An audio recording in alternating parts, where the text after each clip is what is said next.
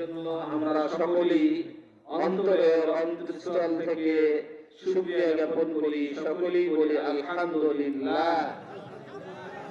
আপনারা খুশি না বেজার? খুশি? তাহলে আগে আসতে হবে, আগে আসেন, আগে আসেন, আগে হরকত করেন। হরকতে বরকত, হরকতে কি বরকত। এখানে আমরা মুযাকারা করব, এখানে আমরা মুযাকারা করব, শিখতে আসছি। আমি নিজে শেখার জন্য এসেছি, আপনাদের থেকেও শিখতে এসেছি। এই যে আমি যদি ঢাকা থেকে এখানে না আসতাম তাহলে কখনো কল্পনা করতে পারতাম না বাজনাপুরে এত সুন্দর একটা মসজিদ আছে, এবং আমার মনে হয় পোরশা মডেল মসজিদ বাদে এত সুন্দর পোরশা থানার মধ্যে মসজিদ নাই। আছে? তাহলে মসজিদ সুন্দর করে লাভ কি যদি মুসল্লি সুন্দর না হয়? কি বলেন? মসজিদ সুন্দর করে লাভ আছে? মুসল্লি সুন্দর হতে হবে। কি হবে? মুসল্লি সুন্দর হতে হবে। আপনাদের মসজিদ দেখে ওই আল্লাহ রাসূল সাল্লাল্লাহু আলাইহি সাল্লামের বাণী মনে পড়ে গেল। রাসূল সাল্লাল্লাহু আলাইহি সাল্লাম বলেছেন যে শেষ জামানায় মসজিদ হবে সুন্দর, মসজিদ হবে কালসের, মসজিদে এসি থাকবে, কিন্তু এই মসজিদের মুসল্লিগুলোর মধ্যে ইখলাস থাকবে না, মসজিদের মুসল্লিগুলোর মধ্যে ঈমান থাকবে না, ঈমানের কমতি হবে। আজকে এই বাজনাপুরে আপনি কি মনে করেন এখানে যারা বসে আছে তারাই শুধু মানুষ, তারাই শুধু পুরুষ, নাকি আরো পুরুষ আছে? আছে কি নাই? আছে, অবশ্যই আছে। এজন্য দ্বীনি কাজ যখন আপনাকে আল্লাহ সুবহানাহু ওয়া তাআলা এক মজলিসের মধ্যে বসার তৌফিক দিচ্ছেন, অথবা এখান থেকে কিছু উপকৃত হওয়ার তৌফিক দিচ্ছেন, মনে করবেন আল্লাহ সুবহানাহু ওয়া তাআলা আপনাকে ভালোবাসেন, আপনাকে ভালোবাসেন। কারণ قال النبي صلى الله عليه وسلم من يرد الله به خيرا يفقهه في الدين। আল্লাহ রাসূল সাল্লাল্লাহু আলাইহি ওয়াসাল্লাম বলেন, ও দুনিয়ার মানুষ, ও দুনিয়ার মুসলমান, তোমরা শুনে রেখো, আমি ওই সকল ব্যক্তিদেরকে ভালোবাসি, ওই সকল মানুষদেরকে আমি মহব্বত করি যাদেরকে আমি ফিকহের জ্ঞান দান করেছি, যাদেরকে ইলম দান করেছি, যাদেরকে আমি নবুয়তের জ্ঞান দান করেছি। আল্লাহ রাসূল সাল্লাল্লাহু তাআলা আলাইহি ওয়াসাল্লাম অপর এক হাদিসের মধ্যে বলেন, ইন্নামাল উলামাউ ওয়ারাসাতুল আমবিয়া লাম ইউরিসু দীনারাও ওয়ালা দিরহামা। ও দুনিয়ার মানুষ, তোমরা শুনে রাখো, আমি দুনিয়ার যত আলেম ওলামা যারা আছে তাদেরকে আমি ধন সম্পদের ওয়ারাসাত বানাই নাই, ধন সম্পদ দান করি নাই, তাদেরকে আমি ইলমের ওয়ারাসাত বানিয়েছি, ইলমের ওয়ারাসাত দান করেছি। তারা ইলমের ধারক বাহক হবে। এখান থেকে কিছু কিছু হাদিস তাশরীহগণ বলেন, যারা নেক কাজ করে, যারা দ্বীনের মজলিসে বসে, যারা মাহফিলগুলোর মধ্যে এসে বসে, যারা মাদ্রাসার লাইনে লেখাপড়া করে, সকলকে আল্লাহ সুবহানাহু ওয়া তাআলা এই দ্বীনের জ্ঞানের মজলিসে বসলে যে সওয়াব হয়, ইলম তলব করলে যে সওয়াব হয়, এই সওয়াবটা যদি কেউ মাহফিলে এসে বসে যায় আর যদি এখান থেকে একটা মাসলা শিখতে পারে, তাহলে আল্লাহ রাসূল সাল্লাল্লাহু আলাইহি সাল্লাম বলেন, এই মজলিসে বসার কারণে আল্লাহ সুবহানাহু ওয়া তাআলা তার জিন্দেগীর সমস্ত গুনাহগুলোকে maaf করে দেয়।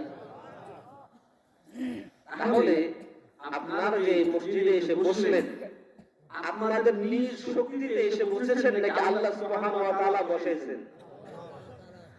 আপনার থেকে কত শক্তিশালী আপনার থেকে কত সুগন্ধের অধিকারী, আপনার থেকে কত ব্যক্তিত্বশীল মানুষ এই গ্রামে উপস্থিত আছে, মাহফিলে আসতে পারে নাই, আওয়াজ কানে যাচ্ছে, কিন্তু শয়তান ঠকাইতেছে যে তুমি মজলিসে যেও না, কারণ এখান থেকে শোনো, যদি মজলিসে যাও, গিয়ে বসে যাও, আল্লাহ সুবহানাহু ওয়া তাআলার দরবারে তোমার আরশের মধ্যে আলোচনা হবে যে ওই মজলিসের মধ্যে কে বসে আছে, বলে অমুক গ্রামের, অমুক এলাকার, অমুকের ছেলে এই মজলিসে বসা।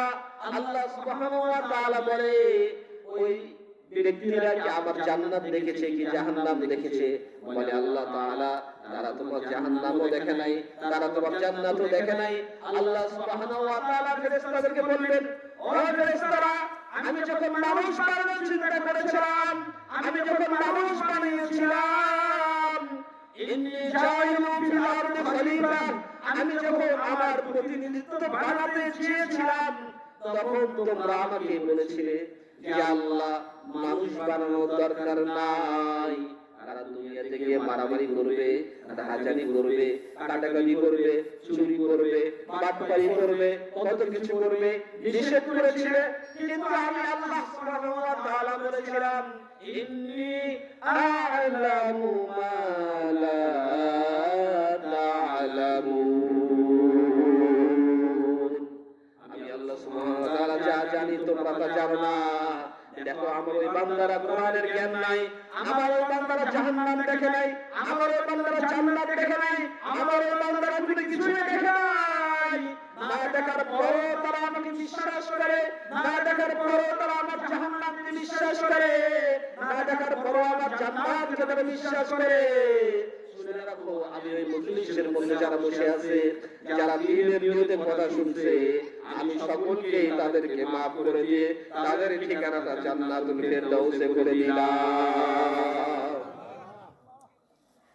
তাহলে আপনারা কি এখানে ভালো নিয়তে এসেছেন, নাকি আল্লাহ সুবহানাহু ওয়া তাআলার যে কথা সেই কথার বিপরীতে এসেছেন? ইখলাসের নিয়তে দ্বীনের কথা শোনার জন্যই এসেছেন। তাহলে আল্লাহ সুবহানাহু ওয়া তাআলা আপনাদের ভালোবাসেন, মহব্বত করেন। কত সুন্দর কুরআন হাদিসের আলোচনা হচ্ছে, আর আপনারা যদি এদিকে সেদিকে ঘুরে বেড়ান, বসে থাকেন, তাহলে তো হবে না। আপনারা দ্বীনের বুঝ আল্লাহ সুবহানাহু ওয়া তাআলা আমাদের সকলকে দান করুক, সকলকে দান করুক। আমরা দোয়া করব ইনশাআল্লাহ, ঠিক আছে? এজন্য আমাদের যে ভাইরা এদিকে ঘোরাফেরা করছে, আপনারা তাড়াতাড়ি মজলিসের মধ্যে আসেন। অল্প সংখ্যক কথা হবে। আমি ছোট্ট একটি আয়াত, কোরআনে কারীমের মশহুর আয়াত এবং মশহুর একটি হাদিস আপনাদের সামনে পাঠ করেছি, যেখানে আল্লাহ সুবহানাহু ওয়া তাআলা সূরা বনী ইসরাঈলের 23 নম্বর আয়াতে এই আল্লাহ সুবহানাহু ওয়া তাআলা যা বলছেন এবং হাদিস শরীফের মধ্যে যা বলছেন, আমি এই দুই আয়াত এবং হাদিসের আলোচনা করে আমার আলোচনা শেষ করে দেব। এজন্য আপনারা যে যেখানে ঘোরাফেরা করছেন একটু আসেন। ভাই, চোখটা বন্ধ হয়ে গেলেই আমাদের সব শেষ হয়ে যাবে। কে এমপি ছিল, কে মন্ত্রী ছিল, কে টাকা পয়সার মালিক ছিল, কে সভাপতি ছিল, কে কি ছিল, এটা কেউ দেখবে না। আপনি যখন কবরে চলে যাবেন তখন আপনার কি অবস্থা হবে একটু চিন্তা করেন, একটু চিন্তা করেন। মাথাকে নিচের দিকে দিয়ে একটু চিন্তা করেন, আহা, আমি আজকে দুনিয়াতে আছি, যদি আমি চলে যাই তাহলে আমার ছেলে কাজে আসবে না, আমার মেয়ে কাজে আসবে না, আমার ওয়াইফ কাজে আসবে না, আমার শ্বশুর শাশুড়ি কেউ কাজে আসবে না। আমার আমল আমাকে আল্লাহ সুবহানাহু ওয়া তাআলার কাছে পেশ করতে হবে। এই নিয়তে আমরা যদি চলতে পারি তাহলে একটা মানুষ কখনো পাপ কাজ করতে পারে না, একটা মানুষ কখনো ধোঁকাবাজি করতে পারে না। এই জন্য দ্বীনের এই মজলিসগুলো যখন হয় তখন এগুলোকে গুরুত্বের সাথে বসা, গুরুত্বের সাথে ইখলাসের নিয়তে কথাগুলো শোনা। এই যে দেখেন, গতকাল ঢাকা থেকে আমি যখন আসতেছিলাম তখন আমি রওনা দিয়েছি রাত 9:30টার দিকে ঢাকায় বেলি রোডে কাচ্চি ভাই রেস্টুরেন্টে। সেখানে হঠাৎ করে আগুন লেগে গেছে। আগুন লেগে যাওয়ার পরে এই পর্যন্ত তথ্য পাওয়া পর্যন্ত 44 জন মানুষ ইন্তেকাল করেছে। শহীদ হয়েছেন। তাহলে চিন্তা করে দেখেন, তারাও তো কখনো কল্পনা করে নাই যে আমরা এখানে এসে আমাদের মৃত্যু হয়ে যাবে। তারা খেতে গিয়েছে, কাচ্চি খাওয়ার জন্য গিয়েছে। এমনও ফ্যামিলি আছে যাদের ইটালিতে গ্রিন কার্ড হয়ে গেছে, তারা সেখানে গিয়ে বসবাস করবে, কিন্তু একই পরিবারের 5 জন মারা গেছে। আবার একটা ফ্যামিলি আছে, এক প্রফেসর, সে তার ফ্যামিলি নিয়ে খেতে গিয়েছে। যাওয়ার পরে তার মেয়ে তাকে বলছে, বাবা আজকে আমার জন্মদিন, জন্মদিনে খেতে আসলাম, আজকে কি আমার মৃত্যু হয়ে যাবে? আল্লাহ সুবহানাহু ওয়া তাআলা তাদেরকে হেফাজত করেছেন। ওই ফ্যামিলিকে আল্লাহ সুবহানাহু ওয়া তাআলা কি করেছেন? হেফাজত করেছেন। তাহলে দেখেন, মানুষের মৃত্যু, কুল্লু নাফসিন যায়িকাতুল মাউত, প্রত্যেকটা মানুষকে আল্লাহ সুবহানাহু ওয়া তাআলা মৃত্যুর স্বাদ গ্রহণ করাবে। তাহলে আপনি আমি কি একটু চিন্তা করুন তো, একটু চিন্তা করে।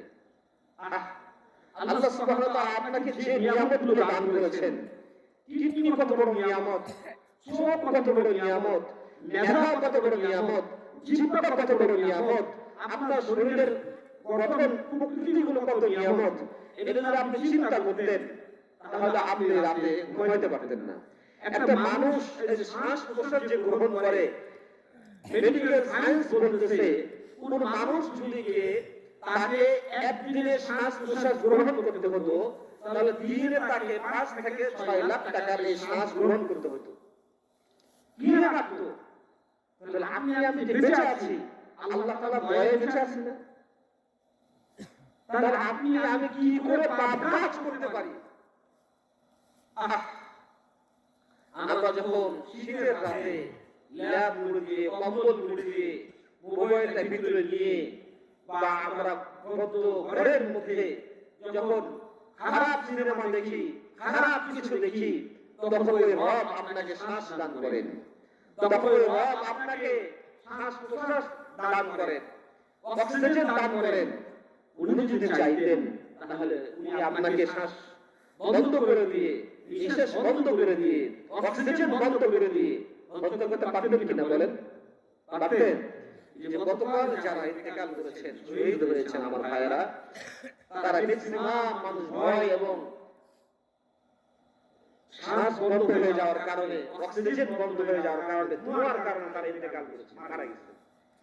কেউ কিন্তু আগুনে পুড়ে তেমন ভাবে মারা যায় নাই। ম্যাক্সিমাম মানুষ অক্সিজেন বন্ধ হয়ে যাওয়ার কারণে। তাহলে আপনি চিন্তা করে দেখেন, আপনি আমি কি? এজন্য আল্লাহ সুবহানাহু ওয়া তাআলা আমাদের সকলকে নেক কাজ করার তৌফিক দান করেন। সকলে বলেন আমিন। জোরে বলেন, সকলে বলেন আমিন। সম্মানিত সুধী, আল্লাহ সুবহানাহু ওয়া তাআলা আমাদেরকে সূরা বনী ইসরাঈলের 23 নম্বর আয়াতে বলতেছে, ওয়াকাযা রাব্বুকা আল্লা তা'বুদু ইল্লা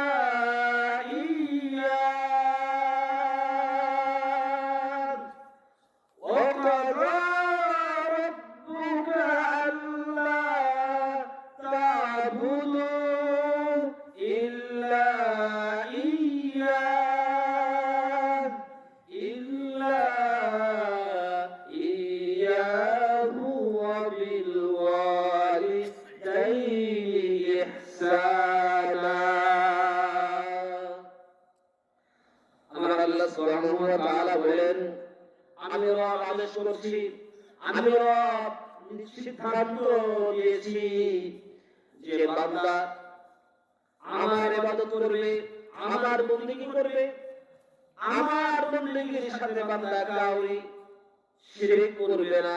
তার সাথে সাথে আল্লাহ সুবহানাহু ওয়া তাআলা এই অর্ডার করতেছেন যে তার পিতা মাতার খেদমত করবে।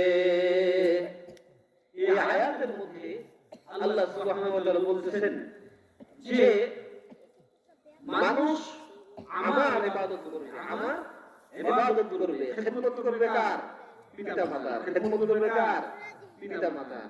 এজন্য আজকালকার জামানায় তো ছেলেরা বাবাদেরকে দেখতে চায় না, মাদেরকে দেখতে চায় না। আর যদি দেখতে চাইতো, যদি পরিবার হিসাবে ভালোভাবে চলাফেরা করতো, মানতো, পিতাকে পিতা হিসেবে সম্মান দিত, মাকে মা হিসেবে সম্মান দিত, তাহলে আমাদের জন্য বৃদ্ধাশ্রম আর হইতো না, বৃদ্ধাশ্রম আর হইতো না। হয়তো বা আপনারা গ্রামে বৃদ্ধাশ্রম দেখেন না, কিন্তু শহরে বিশাল বিশাল অট্টালিকা বৃদ্ধাশ্রম তৈরি হয়েছে। সেখানে যারা থাকে সমস্ত এলিট শ্রেণীর মানুষ, বড় বড় মানুষ, যারা উচ্চ পদস্থ কর্মকর্তা, তারা সেখানে গিয়ে থাকেন। কেন? তাদের ছেলে মেয়েরা বিদেশে গিয়ে থাকে এবং তাদেরকে 5,000, 4,000, 10,000 টাকা করে দেয়। এইভাবেই তারা খাওয়া চলাফেরা করে। কিন্তু যখন রাতটা হয়ে যায়, তাদের চিন্তা চলে আসে, কত কষ্ট করে ছেলেদেরকে মানুষ করলাম, কত কষ্ট করে মেয়েদেরকে মানুষ করলাম, আমি নতুন শাড়ি পরেছি, ছেলে আমার শাড়িতে পেশাব করে দিয়েছে, আমি নতুন লুঙ্গি পরেছি, ছেলে আমার লুঙ্গিতে পায়খানা করে দিয়েছে, তাও আমি রাজি নাই। আর আজকে আমি যদি বলি বাবা একটু ভালো আপেল খেতে ইচ্ছা করে, একটু আমার রুচি নাই, এই জিনিসটা খাবো, কিন্তু আমার ছেলে আমাকে চোখ রাঙায় কথা বলে, বইয়ের কথা শুনে, আর এই বইয়ের কথা শোনার পরে, ওয়াইফের কথা শোনার পরে আজকে আমাকে বৃদ্ধাশ্রমে এই জীবন্তময় জেলখানায় তারা আমাদেরকে ভর্তি করে দিয়েছে। এটা পিতা মাতার যখন রাত ঘুমে আসে তখন এই চিন্তাগুলো আসে ভাই। এজন্য আল্লাহ সুবহানাহু ওয়া তাআলা কোরআনের মধ্যে যেই দিক নির্দেশনা দিয়েছেন, আমেরিকার একজন বিজ্ঞানী তিনি চিন্তা করতেছিলেন, আমাদের সমাজে তো মানুষ বাচ্চা হওয়ার পরে তারা এক এলাকায় গিয়ে থাকে, একটা নির্দিষ্ট পরিমাণ সময় পর্যন্ত ছেলে বাবার সাথে থাকে, মেয়ে মায়ের সাথে থাকে। কিন্তু মেয়ে যখন একটু প্রাপ্ত বয়স্ক হয়ে যায়, মেয়ে মেয়ের অবস্থায় থাকে, ছেলে ছেলের অবস্থায় থাকে, মা কোথায় থাকে, ছেলে কোথায় থাকে, তাদের কোনো ঠিক ঠিকানা নাই। তাদের স্থান হলো কোনো একদিন ভালোবাসা ডেকে, ভ্যালেন্টাইন্স ডেকে তারা ছেলে একসাথে জমা হবে, মেয়ে একসাথে জমা হবে, একটু ছবি তুলবে, একদিন খাবে, এটাই তারা স্মরণীয় হয়ে থাকে, তাদের একদিন ভালোবাসা। কিন্তু মুসলমান জাতি এমন জাতি, আল্লাহ সুবহানাহু ওয়া তাআলা তাদেরকে প্রত্যেকটা দিন ভালোবাসা নসিব করেছেন। সকলে বলেন সুবহানাল্লাহ। এই জন্য এই ফ্যামিলির এই নিসবত, এই সম্পর্ক, বাবা মা, ভ্রাতৃত্ব, পরিবার বন্ধন, এটা ইসলামের মধ্যে যত সৌন্দর্য আছে, পৃথিবীর যত ধর্ম আছে, পৃথিবীর যত প্রথা আছে, পৃথিবীর যত পরিবার নীতি আছে, সব পরিবার নীতি থেকে সবচেয়ে উৎকৃষ্ট মানের এবং উচ্চারণের নীতি, পরিবার নীতি হলো ইসলামের মধ্যে। সকলে বলেন সুবহানাল্লাহ। এজন্য আমেরিকার গবেষক চিন্তা করতেছে, আমি শেষ বয়স যখন হয়ে যাবে তখন আমি কি করব, আমার ছেলে নিয়ে কি করব? তাহলে এই অবস্থায় তো দুনিয়াটা চলতে পারে না। কিছু না কিছু অবশ্যই আল্লাহ সুবহানাহু ওয়া তাআলা যে তৈরি করেছেন, তাহলে পরিবার নীতির মধ্যে এমন কিছু সিস্টেম, এমন কিছু রুলস, এমন কিছু রেগুলেশন, এমন কিছু কার্যক্রম থাকবে যেখানে আল্লাহ সুবহানাহু ওয়া তাআলা এরকম পরিবার নীতিকে দান করেছেন। তখন উনি চিন্তা করে দেখেন, রিসার্চ করা শুরু করলেন।